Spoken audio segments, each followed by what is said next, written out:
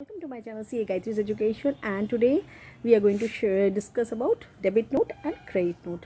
Debit note क्या है और क्रेडिट नोट क्या है? डेबिट नोट बोलने में हम समझते हैं एक नोट जो एक सेलर इशू करता है डेटर को कि जितना पैसा एक डेटर सेलर को देगा उस अमाउंट का वो नोट डिक्लेयर होता है. वो अमाउंट इसलिए होता है मे बी एक्चुअल जो उसका इनवॉइस ऑलरेडी इशू हो जा चुका है, उसके बाद में कोई एडजस्टमेंट्स है, कोई एक्स्ट्रा पेमेंट जो डेटर से मिलने वाला है सेलर को, वो अमाउंट के बारे ये एडजस्टमेंट्स हुआ या रिटर्न्स हुआ कोई अमाउंट, वो अमाउंट जो सेलर को मिलेगा डेटर से, फॉर दैट रीज़न वो सेलर एक डेबिट नोट इशू करता है. उसमें रीज़न देते हैं कितना अमाउंट है और पूरा details about the relevant transaction दिया जाता है.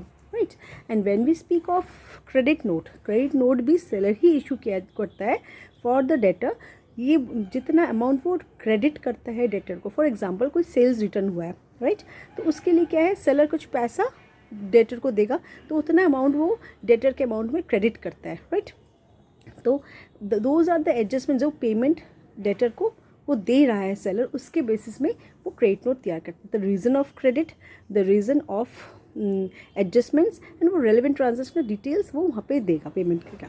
तो दोनों ही केस में हम देख रहे हैं डेबिट नोट भी सेलर इशू कर रहा है, क्रेडिट नोट भी सेलर इशू कर रहा है for the buyer. But debit note में जब वो जो सेलर बायर है वो जो पैसा देगा सेलर को, उसके बारे में ये डेबिट नोट इशू किया जा सकता है.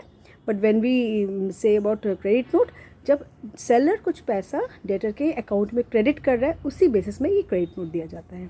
Thank you.